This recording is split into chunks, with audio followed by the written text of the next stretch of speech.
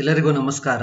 ಪ್ರಸ್ತುತಪಡಿಸುವವರು ಸುರೇಶ್ ಎಚ್.ಬಿ, ವಿಜ್ಞಾನ ಶಿಕ್ಷಕರು, ಬೆಂಗಳೂರು ಗ್ರಾಮಾಂತರ ಜಿಲ್ಲೆ. ಸಾಮಾನ್ಯ ವಿಜ್ಞಾನದ ಬಗ್ಗೆ ತಿಳಿದುಕೊಳ್ಳೋಣ. ಸೌರ ಕೇಂದ್ರ ಸಿದ್ಧಾಂತದ ಪ್ರತಿಪಾದಕ ಕೋಪರ್ನಿಕಸ್, ಗ್ರಹಗಳ ಚಲನೆಯ ನಿಯಮದ ಪ್ರತಿಪಾದಕ ಜೋಹಾನ್ಸ್ ಕೆಪ್ಲರ್, ಅಯಾನೀಕರಣ ಸಿದ್ಧಾಂತದ ಪ್ರತಿಪಾದಕ ಸ್ವ್ಯಾಂಟೆ ಅರಿಹೀನಿಯಸ್, ಆವರ್ತ ಕೋಷ್ಟಕದ ಜನಕ ಡಿಮಿಟ್ರಿ ಮೆಂಡಲೀವ್, ನೆಬ್ಯುಲರ್ ಸಿದ್ಧಾಂತದ ಪ್ರತಿಪಾದಕ ಲಾಪ್ಲೇಸ್. ಗಾಜು ತಯಾರಿಕೆಯಲ್ಲಿ ಬಳಸುವ ಕಚ್ಚಾ ವಸ್ತುಗಳು ಮರಳು ಮತ್ತು ಸುಣ್ಣದ ಕಲ್ಲು. ಛಿದ್ರ ನಿರೋಧಕ ಗಾಜನ್ನು ಪರ್ಪ್ಲೆಕ್ಸ್ ಮತ್ತು ಪ್ಲೆಕ್ಸಿ ಗಾಜು, ಪಾಲಿಮಿಥೈಲ್ ಮೆಥಾಕ್ರಯೋಲೈಟ್ ಎಂಬ ಸಂಶ್ಲೇಷಿತ ಪ್ಲಾಸ್ಟಿಕ್ ಹಾಳೆಯನ್ನು ಎರಡು ಗಾಜುಗಳ ನಡುವೆ ಸೇರಿಸುತ್ತಾರೆ. ಸ್ಕ್ರೂ ಗಾಜನ್ನು ಇದರ ತಯಾರಿಕೆಯಲ್ಲಿ ಬಳಸುತ್ತಾರೆ. ಕನ್ನಡಿ. ಪೆರೆಕ್ಸ್ ಗಾಜನ್ನು ಇದರಲ್ಲಿ ಬಳಸುತ್ತಾರೆ, ಅಡಿಗೆ ತಯಾರು ಮಾಡುವ ಪಾತ್ರೆಯಲ್ಲಿ. ಗಾಜನ್ನು ನಿಧಾನವಾಗಿ ತಂಪು ಮಾಡುವ ಪ್ರಕ್ರಿಯೆಗೆ ಅನಿಲನ ಕ್ರಿಯೆ ಎನ್ನುತ್ತೇವೆ. ಮಾನವನ ಜಠರದಲ್ಲಿ ಉತ್ಪತ್ತಿಯಾಗುವ ಆಮ್ಲ ಹೈಡ್ರೋಕ್ಲೋರಿಕ್ ಆಮ್ಲ. ಇರುವೆ ಕಚ್ಚಿದಾಗ ಅಥವಾ ಜೇನುನೊಣ ಕಚ್ಚಿದಾಗ, ಕಡಜ ಕಚ್ಚಿದಾಗ ಚರ್ಮಕ್ಕೆ ಬಿಡುಗಡೆಯಾಗುವ ಅನಿಲ ಫಾರ್ಮಿಕ್ ಆಮ್ಲ ಅಥವಾ ಮೆಥನೋಯಿಕ್ ಆಮ್ಲ. ಇದರಿಂದ ಚರ್ಮದಲ್ಲಿ ನೋವು ಮತ್ತೆ ಉರಿಯೂತ ಉಂಟಾಗುತ್ತದೆ. ಅದನ್ನು ನಿವಾರಿಸಲು ಕಚ್ಚಿರುವ ಭಾಗದಲ್ಲಿ ವಾಷಿಂಗ್ ಸೋಡಾ ಅಥವಾ ಅಡುಗೆ ಸೋಡಾ ಅಥವಾ ಅರಿಶಿನವನ್ನ ಹಚ್ಚುವುದರಿಂದ ನೋವು ಮತ್ತೆ ಉರಿಯೂತ ಕಡಿಮೆಯಾಗುತ್ತದೆ, ಏಕೆಂದರೆ ಇವು ಪ್ರತ್ಯಾಮ್ಲೀಯ ಗುಣ ಹೊಂದಿದ್ದು ಆಮ್ಲದೊಂದಿಗೆ ವರ್ತಿಸಿ ತಟಸ್ಥಗೊಳಿಸುತ್ತವೆ. ಮೊಸರಿನಲ್ಲಿರುವ ಆಮ್ಲ ಲ್ಯಾಕ್ಟಿಕ್ ಆಮ್ಲ, ದ್ರಾಕ್ಷಿ, ಹುಳಿ ಮಾವು, ಅರಿಶಿನದಲ್ಲಿರುವ ಆಮ್ಲ ಟಾರ್ಟಾರಿಕ್ ಆಮ್ಲ, ಆಕ್ಸಾಲಿಕ್ ಆಮ್ಲವಿರುವುದು ಟೊಮೆಟೊದಲ್ಲಿ, ಆಸ್ಕಾರ್ಬಿಕ್ ಆಮ್ಲವಿರುವುದು ಸಿಟ್ರಸ್ ಹಣ್ಣುಗಳಲ್ಲಿ, ಸಿಟ್ರಿಕ್ ಆಮ್ಲ ಇರುವುದು ನಿಂಬೆ ಹಣ್ಣು ಕಿತ್ತಳೆಯಲ್ಲಿ, ಅಸಿಟಿಕ್ ಆಮ್ಲ ಇರುವುದು ವಿನೆಗರ್ನಲ್ಲಿ. ಲೋಹಗಳಿಗೆ ಕಲಾಯಿ ಮಾಡಲು ಹಾಗೂ ತುಕ್ಕು ನಿವಾರಿಸಲು ಹೈಡ್ರೋಕ್ಲೋರಿಕ್ ಆಮ್ಲ ಬಳಸುತ್ತಾರೆ. ಮೃದು ಪಾನೀಯಗಳಲ್ಲಿ ಬಳಸುವ ಆಮ್ಲ ಕಾರ್ಬೋನಿಕ್ ಆಮ್ಲ. ಕೃತಕ ಗೊಬ್ಬರಗಳನ್ನು ತಯಾರಿಸಲು ಬಳಸುವ ಆಮ್ಲ ಗಂಧಕಾಮ್ಲ ಮತ್ತು ನೈಟ್ರಿಕ್ ಆಮ್ಲ. ಕಾಸ್ಟಿಕ್ ಹೈಡ್ರಾಕ್ಸೈಡ್, ಇದರ ಸಾಮಾನ್ಯ ಹೆಸರು ಸುಣ್ಣದ ತಿಳಿನೀರು. ಅಮೋನಿಯಂ ಹೈಡ್ರಾಕ್ಸೈಡ್ ಅನ್ನು ಕಿಟಕಿ ಶುಚಿತ್ವದಲ್ಲಿ ಬಳಸುತ್ತಾರೆ. ಸೋಡಿಯಂ ಹೈಡ್ರಾಕ್ಸೈಡ್ ಅಥವಾ ಪೊಟ್ಯಾಷಿಯಂ ಹೈಡ್ರಾಕ್ಸೈಡ್ ಅನ್ನು ಸೋಪು ತಯಾರಿಕೆಯಲ್ಲಿ ಬಳಸುತ್ತಾರೆ. ಸೋಡಿಯಂ ಹೈಡ್ರಾಕ್ಸೈಡ್ ನ ಸಾಮಾನ್ಯ ಹೆಸರು ಕಾಸ್ಟಿಕ್ ಸೋಡಾ. ಪೊಟ್ಯಾಷಿಯಂ ಸೋಡಾದ ಸಾಮಾನ್ಯ ಹೆಸರು ಕಾಸ್ಟಿಕ್ ಪೊಟ್ಯಾಷ್. ಪೊಟ್ಯಾಷಿಯಂ ಹೈಡ್ರಾಕ್ಸೈಡ್ ನ ಸಾಮಾನ್ಯ ಹೆಸರು ಕಾಸ್ಟಿಕ್ ಪೊಟ್ಯಾಷ್. ಇವು ಸುಡುವ ಗುಣ ಹೊಂದಿರುವುದರಿಂದ ಕಾಸ್ಟಿಕ್ ಎಂಬ ಹೆಸರು ಬಂದಿದೆ. ಕಾಸ್ಟಿಕ್ ಎಂದರೆ ಬರ್ನಿಂಗ್ ಎಂದರ್ಥ. ಅಡುಗೆ ಉಪ್ಪಿನ ರಾಸಾಯನಿಕ ಹೆಸರು ಸೋಡಿಯಂ ಕ್ಲೋರೈಡ್. ಅಣುಸೂತ್ರ NaCl. ಅಡುಗೆ ಸೋಡಾದ ರಾಸಾಯನಿಕ ಹೆಸರು ಸೋಡಿಯಂ ಹೈಡ್ರೋಜನ್ ಕಾರ್ಬನೇಟ್ ಅಥವಾ ಸೋಡಿಯಂ ಬೈಕಾರ್ಬನೇಟ್. ಅಣುಸೂತ್ರ NaHCO3. ಅಡುಗೆ ಉಪ್ಪಿಗೆ ರುಚಿಸಲು ಕಾರಣ ಕ್ಲೋರೈಡ್ ಅಯಾನ್. ಅಗ್ನಿಶಾಮಕ ಯಂತ್ರಗಳಲ್ಲಿ ಇದನ್ನು ಬಳಸುತ್ತಾರೆ, ಸೋಡಿಯಂ ಬೈಕಾರ್ಬನೇಟ್ NaHCO3. ಸಾಬೂನು ಮತ್ತು ಗಾಜಿನ ತಯಾರಿಕೆಯಲ್ಲಿ ಬಳಸುವುದು ಪೊಟ್ಯಾಷಿಯಂ ಕಾರ್ಬನೇಟ್. ಸಿಮೆಂಟ್ ತಯಾರಿಕೆಯಲ್ಲಿ ಬಳಸುವುದು ಕ್ಯಾಲ್ಸಿಯಂ ಕಾರ್ಬನೇಟ್. ಸಿಮೆಂಟ್ ತಯಾರಿಕೆಯಲ್ಲಿ ಬಳಸುವ ಕಚ್ಚಾ ವಸ್ತುಗಳು ಜೇಡಿ ಮಣ್ಣು ಮತ್ತು ಸುಣ್ಣದ ಕಲ್ಲು. ನೈಸರ್ಗಿಕ ರಬ್ಬರ್ ಪಡೆಯಲು ಬಳಸುವುದು ಲ್ಯಾಟೆಕ್ಸ್ ಹಾಲು. ಕೃತಕ ರೀತಿಯಲ್ಲಿ ಬೆಳಕನ್ನು ತಯಾರಿಸಿದ ವಿಜ್ಞಾನಿ ಹೆನ್ರಿಕ್ ಹಡ್ಸ್. ಚಾರೆ, ಎಕ್ಸ್-ರೇ, ರೇಡಿಯೋ ತರಂಗ ಮತ್ತು ಬೆಳಕು. ಬೆಳಕು 1 ಸೆಕೆಂಡ್ಗೆ ಚಲಿಸುವ ದೂರ 3 ಲಕ್ಷ ಕಿಲೋಮೀಟರ್ಗಳು. ಬೆಳಕಿನ ಅಲೆಯನ್ನು ಅಳೆಯುವ ಮಾನ ಆಮ್ಸ್ಟ್ರಾಂಗ್. ದರ್ಪಣದ ಪ್ರತಿಬಿಂಬಿಸುವ ಮೇಲ್ಮೈ ತಗ್ಗಾಗಿದ್ದರೆ ಅದನ್ನು ನಿಮ್ನ ದರ್ಪಣ ಎನ್ನುತ್ತೇವೆ. ನಿಮ್ನ ದರ್ಪಣವನ್ನು ಟಾರ್ಚ್ ಲೈಟ್, ಸರ್ಚ್ ಲೈಟ್ ಮತ್ತು ವಾಹನಗಳ ಹೆಡ್ಲೈಟ್ ಗಳಲ್ಲಿ ಬಳಸುತ್ತಾರೆ. ರೋಗಿಗಳ ಗಂಟಲು, ಮೂಗು, ಕಿವಿ, ಹಲ್ಲನ್ನು ಪರೀಕ್ಷಿಸಲು ಬಳಸುವ ಸಲಕರಣೆ ನಿಮ್ನ ದರ್ಪಣ. ಸೌರ ಒಲೆಗಳು, ದೂರದರ್ಶಕದಲ್ಲಿ ಬಳಸುವ ದರ್ಪಣ ನಿಮ್ನ ದರ್ಪಣ. ಪ್ರತಿಬಿಂಬವು ದರ್ಪಣದ ಹಿಂದೆ ಉಂಟಾಗುವುದು ಪೀನ ದರ್ಪಣ. ಪೀನ ದರ್ಪಣದಲ್ಲಿ ಉಂಟಾಗುವುದು ಚಿಕ್ಕದಾದ ಹಾಗೂ ನೇರ ಮಿಥ್ಯ ಪ್ರತಿಬಿಂಬ.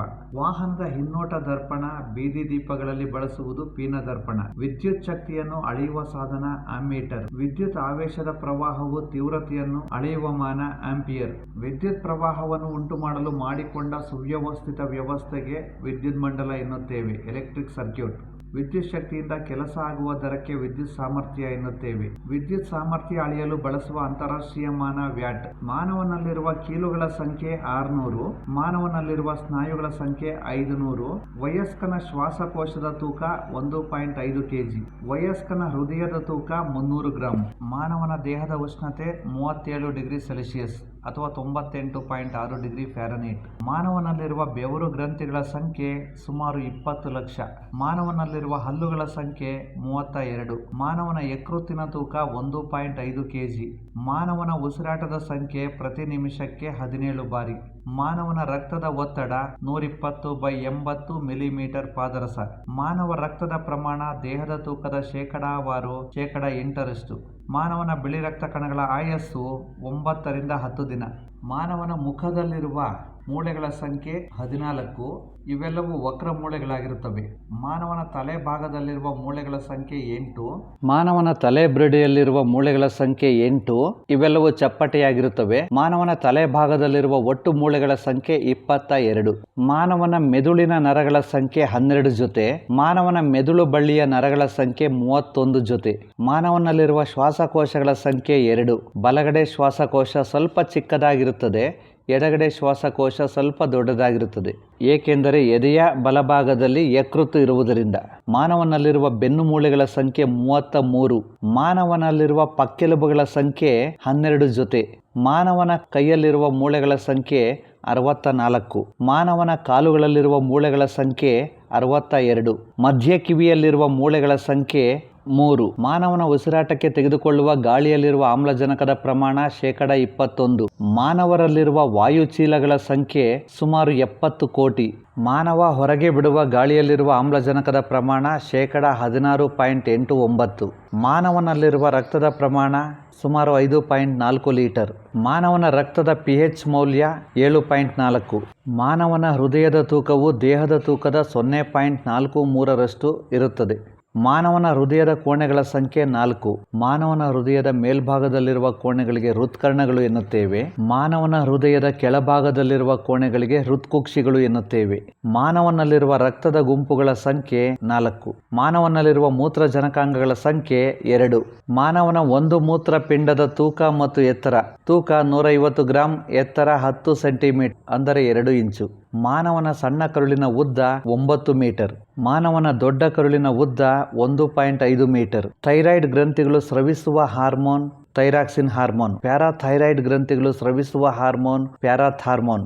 ನವಜಾತ ಶಿಶುವಿನಲ್ಲಿ ಕಂಡುಬರುವ ಗ್ರಂಥಿ ಥೈಮಸ್ ಹೃದಯ ಭಾಗದಲ್ಲಿ. ವಯಸ್ಕತನಕ್ಕೆ ಬರುತ್ತಾ ಚಿಕ್ಕದಾಗುತ್ತಾ ನಶಿಸಿ ಹೋಗುವ ಗ್ರಂಥಿ ಥೈಮಸ್. ಥೈಮಸ್ ಗ್ರಂಥಿಯ ಕಾರ್ಯ ಥೈಮಾಸಿಸ್ ಹಾರ್ಮೋನ್ ಹಾಗೂ ಲಿಂಫೋಸೈಟ್ ಉತ್ಪಾದನೆ, ರೋಗ ನಿರೋಧಕ ಶಕ್ತಿಗೆ ಸಹಾಯಕ. ಥೈಮಾಸಿಸ್ ಹಾರ್ಮೋನ್ ಹಾಗೂ ಲಿಂಫೋಸೈಟ್ ಉತ್ಪಾದನೆ ರೋಗ ನಿರೋಧಕ ಶಕ್ತಿಗೆ ಸಹಾಯಕ. ಅಡ್ರಿನಲ್ ಗ್ರಂಥಿಗಳು ಕಂಡುಬರುವುದು ಮೂತ್ರಜನಕಾಂಗದ ಮೇಲೆ. ಇವು ಉತ್ಪಾದಿಸುವ ಪ್ರಮುಖ ಹಾರ್ಮೋನ್ ಅಡ್ರಿನಲಿನ್. ಅಡ್ರಿನಲಿನ್ ಹಾರ್ಮೋನ್ನ ಕಾರ್ಯ ಹೃದಯದ ಬಡಿತ, ರಕ್ತದ ಒತ್ತಡ, ನಾಡಿ ಮಿಡಿತವನ್ನು ಹೆಚ್ಚಿಸುತ್ತದೆ. ಇದು ಒತ್ತಡ, ಉದ್ವೇಗದ ಸಮಯದಲ್ಲಿ ಬಿಡುಗಡೆಯಾಗುತ್ತದೆ. ಇದು ತುರ್ತು ಪರಿಸ್ಥಿತಿಯಲ್ಲಿ ವ್ಯಕ್ತಿ ಜೀವ ಉಳಿಸಲು ಸಹಾಯ ಮಾಡುತ್ತದೆ. ಆದ್ದರಿಂದ ಅಡ್ರಿನಲಿನ್ ಹಾರ್ಮೋನ್ ಅನ್ನು ಸಾಮಾನ್ಯವಾಗಿ ತುರ್ತು ಪರಿಸ್ಥಿತಿಯ ಹಾರ್ಮೋನ್ ಎನ್ನುತ್ತೇವೆ. ಅಡ್ರಿನಲಿನ್ ಹಾರ್ಮೋನ್ ಹೆಚ್ಚು ಸ್ರವಿಕೆಯ ಪರಿಣಾಮ ಕತ್ತು, ಮುಖ ಹಾಗೂ ಬೆನ್ನಿನ ಕೊಬ್ಬಿನ ಶೇಖರಣೆ. ಗಂಡಸರಲ್ಲಿ ವಿಪರೀತ ಕೂದಲು ಬರುತ್ತದೆ. ಗಂಡಸರು ದುರ್ಬಲರಾಗುತ್ತಾರೆ. ಹೆಣ್ಣು ಮಕ್ಕಳು ಬಂಜೆಯಾಗುತ್ತಾರೆ. ಇಂತಹ ಲಕ್ಷಣಗಳನ್ನು ಕುಸ್ಸಿಂಗ್ ಸಿಂಡ್ರೋಮ್ ಎನ್ನುವರು. ಕುಸ್ಸಿಂಗ್ ಸಿಂಡ್ರೋಮ್ ರೋಗವನ್ನು ಮೊದಲು ಪತ್ತೆ ಹಚ್ಚಿದವರು ಅಮೆರಿಕಾದ ವಿಲಿಯಂ ಕುಸ್ಸಿಂಗ್. ಅಡ್ರಿನಲಿನ್ ಕೊರತೆಯಿಂದ ಉಂಟಾಗುವ ರೋಗ ಅಡಿಸನ್ಸ್ ರೋಗ, ಸ್ನಾಯು ದುರ್ಬಲತೆ, ತಾಮ್ರ ಬಣ್ಣದ ಚರ್ಮ. ಗ್ರಂಥಿಗಳ ರಾಜ ಪಿಟ್ಯುಟರಿ ಗ್ರಂಥಿ. ಇದು 25 ಗ್ರಾಂ ತೂಕವಿದ್ದು ಮುಮ್ಮೆದುಳಿನ ಪಕ್ಕದಲ್ಲಿ ಮೆದುಳಿನ ಬುಡಭಾಗದಲ್ಲಿ ಕಂಡುಬರುತ್ತದೆ. ಪಿಟ್ಯುಟರಿ ಗ್ರಂಥಿಯ ಕಾರ್ಯ ದೇಹದಲ್ಲಿ ಪ್ರೋಟೀನ್ ಉತ್ಪತ್ತಿ ಮಾಡಲು ಸಹಕಾರಿ. ಇದು ದೇಹದ ಬೆಳವಣಿಗೆಗೆ ಸಹಾಯ ಮಾಡುತ್ತದೆ. ಹೈಪೋಥೈರಾಯ್ಡಿಸಮ್, ಥೈರಾಯ್ಡ್ ಗ್ರಂಥಿಯಲ್ಲಿ ದೋಷ ಉಂಟಾದರೆ ಥೈರಾಕ್ಸಿನ್ ಹಾರ್ಮೋನ್ ಉತ್ಪಾದನೆ ಕಡಿಮೆಯಾದಾಗ ಉಂಟಾಗುವ ದೋಷ. ಗೈಟರ್ ಅಥವಾ ಸರಳ ಗಳಗಂಡ ರೋಗ. ಥೈರಾಯ್ಡ್ ಬೆಳವಣಿಗೆಗೆ ಅಯೋಡಿನ್ ಅವಶ್ಯಕವಾಗಿರುತ್ತದೆ. ಅಯೋಡಿನ್ ಕೊರತೆ ಉಂಟಾದಾಗ ಥೈರಾಯ್ಡ್ ಗ್ರಂಥಿಯ ಬೆಳವಣಿಗೆ ಅಸಹಜವಾಗುತ್ತದೆ. ಇಂತಹ ಸಂದರ್ಭದಲ್ಲಿ ಥೈರಾಯ್ಡ್ ಊದಿಕೊಳ್ಳುತ್ತದೆ. ಇದೇ ಗೈಟರ್ ರೋಗ ಅಥವಾ ಸರಳ ಗಳಗಂಡ ರೋಗ, ಅಯೋಡಿನ್ ಕೊರತೆಯಿಂದ ಉಂಟಾಗುವ ರೋಗ. ನದಿಗಳಲ್ಲಿ ನೀರಿನ ಮಾಲಿನ್ಯವನ್ನು ಕಂಡುಹಿಡಿಯುವ ವಿಧಾನ. ಮಲಿನ ನೀರಿನಲ್ಲಿ ಆಮ್ಲಜನಕದ ಪ್ರಮಾಣ ಕಡಿಮೆಯಾಗಿರುತ್ತದೆ. ಸೋಡಿಯಂ ಅನ್ನು ಸೀಮೆಎಣ್ಣೆಯಲ್ಲಿ ಶೇಖರಿಸುತ್ತಾರೆ. ಸೋಡಿಯಂ ಲೋಹವು ಸೀಮೆಎಣ್ಣೆಯೊಂದಿಗೆ ವರ್ತಿಸುವುದಿಲ್ಲ. ಇದು ವಾತಾವರಣದ ಆಮ್ಲಜನಕದೊಂದಿಗೆ ವರ್ತಿಸಿ ಸೋಡಿಯಂ ಆಕ್ಸೈಡ್ ಆಗಿ ಪರಿವರ್ತನೆಯಾಗುತ್ತದೆ. ಗಣಿಗಳಲ್ಲಿ ಸ್ಫೋಟವು ಉಂಟಾಗುವುದು ಆಮ್ಲಜನಕವು ಅಸಿಟಲಿನ್ ನೊಂದಿಗೆ ಸೇರಿದಾಗ. ಕೋಬಾಲ್ಟ್ 60 ಕ್ಯಾನ್ಸರ್ ಚಿಕಿತ್ಸೆಗಾಗಿ ಬಳಸುತ್ತಾರೆ. ಅದು ಗಾಮಾ ಕಿರಣಗಳನ್ನು ಹೊರಹಾಕುತ್ತದೆ. ಕ್ಷ ಕಿರಣ ಪರೀಕ್ಷೆಗೆ ಒಳಪಡಿಸುವ ಮೊದಲು ನೀಡುವ ರಾಸಾಯನಿಕ ವಸ್ತು ಬೇರಿಯಂ. ಬೇರಿಯಂ ಸೇವನೆಯಿಂದ ಜಠರವು ಸ್ಪಷ್ಟವಾಗಿ ಕಾಣುತ್ತದೆ ಹಾಗೂ ಬೇರಿಯಂ ಕ್ಷ ಕಿರಣಗಳನ್ನು ಹೀರುತ್ತದೆ. ಸ್ಟೀಮ್ ಎಂಜಿನ್, ಸ್ಟೀಮ್ ಹಡಗು. ಹಬೆ ಚಾಲಿತ ಹಡಗು ಕಂಡುಹಿಡಿದವರು ಜೆ.ಸಿ. ಪೆರಿರ್. ಭೂಮಿಯು ಸೂರ್ಯನ ಸುತ್ತ ಸುತ್ತುವ ಸರಾಸರಿ ವೇಗ 30 km/s. ಸೋಡಿಯಂ ಥಿಯೋಸಲ್ಫೇಟ್ ಅನ್ನು ಫೋಟೋಗ್ರಫಿಯಲ್ಲಿ ಪಿಕ್ಸರ್ ಆಗಿ ಬಳಸುತ್ತಾರೆ. ಬಣ್ಣ ಕುರುಡುತನ, ಕಲರ್ ಬ್ಲೈಂಡ್ನೆಸ್, ಇದು ಅನುವಂಶೀಯ ರೋಗವಾಗಿದ್ದು ಇದು ವ್ಯಕ್ತಿಯಲ್ಲಿ ಕೆಂಪು ಹಾಗೂ ಹಸಿರು ಬಣ್ಣ ಗುರುತಿಸಲು ಕಷ್ಟವಾಗುತ್ತದೆ. ಗಾಳಿಯಲ್ಲಿ ಮುಕ್ತ ಅನಿಲ ಅಣುರೂಪದಲ್ಲಿರುವ ಸಾರಜನಕವನ್ನು ಹೀರಿಕೊಳ್ಳುವ ಏಕಕೋಶ ಜೀವಿ ರೈಜೋಬಿಯಂ ಬ್ಯಾಕ್ಟೀರಿಯಾ. ಬ್ಯಾಕ್ಟೀರಿಯಾ. ಕತ್ತಲಿನಲ್ಲಿ ವಸ್ತುಗಳನ್ನು ನೋಡಲು ಬಳಸುವ ವಿಕಿರಣ ರಕ್ತಾತೀತ ವಿಕಿರಣ ಇನ್ಫ್ರಾರೆಡ್ ರೇಸ್. ಅತಿ ಹಗುರವಾದ ಅನಿಲ ಜಲಜನಕ. ಹಾಲು ಮೊಸರಾಗಿ ಪರಿವರ್ತನೆಗೊಂಡಾಗ ಅದರ ಹುಳಿಯ ಅಂಶ ಲ್ಯಾಕ್ಟಿಕ್ ಆಮ್ಲ. ಹೆಪಟೈಟಿಸ್ ಕಾಯಿಲೆಯಿಂದ ಹಾನಿಯಾಗುವ ದೇಹದ ಭಾಗ ಪಿತ್ತಕೋಶ ಅಥವಾ ಯಕೃತ್. ಆನ್ಕಾಲಜಿ ಅಧ್ಯಯನವು ಕ್ಯಾನ್ಸರ್ ಅಥವಾ ಅರ್ಬುದ ರೋಗಕ್ಕೆ ಸಂಬಂಧಿಸಿದೆ. ಡೇವಿಡ್ ಬುಶ್ನೆಲ್ ಕಂಡುಹಿಡಿದ ವಸ್ತು ಸಬ್ಮೆರಿಸ್. ಶಿಲೀಂಧ್ರಗಳಿಂದ ಉಂಟಾಗುವ ರೋಗಗಳಿಗೆ ಮೈಕೋಸಿಸ್ ಎನ್ನುತ್ತೇವೆ. ಮೈಕಾಲಜಿ ಎಂದರೆ ಶಿಲೀಂಧ್ರ ಶಾಸ್ತ್ರ. ಯಾವ ಜೀವ ಭೂ ರಾಸಾಯನಿಕ ಚಕ್ರವು ಬ್ಯಾಕ್ಟೀರಿಯಾಗಳ ಮೇಲೆ ಹೆಚ್ಚು ಅವಲಂಬಿತವಾಗಿದೆ? ನೈಟ್ರೋಜನ್ ಚಕ್ರ. SI ಪದ್ಧತಿ ಅಥವಾ ಅಂತಾರಾಷ್ಟ್ರೀಯ ಪದ್ಧತಿಯಲ್ಲಿ ಬಲದ ಮೂಲಮಾನ ನ್ಯೂಟನ್. ಬೆಳಕಿನ ಯಾವ ಗುಣದಿಂದ ಕಾಮನಬಿಲ್ಲು ಉಂಟಾಗುತ್ತದೆ? ಬೆಳಕಿನ ವಕ್ರೀಭವನದಿಂದ. ಸೂರ್ಯನ ಅಂತರಾಳದಲ್ಲಿ ಜರುಗುವ ಕ್ರಿಯೆ ಉಷ್ಣ ಬೈಜಿಕ ಸಮ್ಮಿಳನ ಕ್ರಿಯೆ. ಭಾರತದ ಪ್ರಥಮ ಆಧುನಿಕ ಖಗೋಳಶಾಸ್ತ್ರಜ್ಞ ಸಿ ರಘುನಾಥಾಚಾರಿ. ವಿಕಿರಣತೆಯನ್ನು ಅಳೆಯಲು ಬಳಸುವುದು ಕ್ರೋನೋಮೀಟರ್. ವೀಕ್ಷಿಸಿದ್ದಕ್ಕೆ ಧನ್ಯವಾದಗಳು.